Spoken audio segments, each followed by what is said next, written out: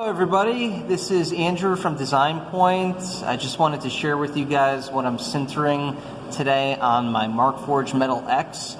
We've got a RF antenna fixture.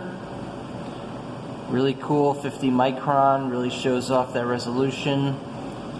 We've got a simple knob, but the reason why I wanted to print this was because of the internal threads.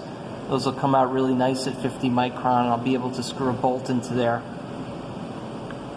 We've got Aslan the Lion. Any Lion the Witch in the Wardrobe fans out there?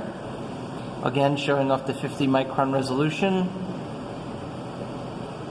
We've got a really cool hinge, which even in the green state can open and close. There's no pin in there. Really cool design. And we've got some ball joints. Which I'll show you here. Internal and external threads. Let's see if I could do this one-handed. This is actually very challenging one-handed. And that screws right onto there. Of course, I won't sinter it like that.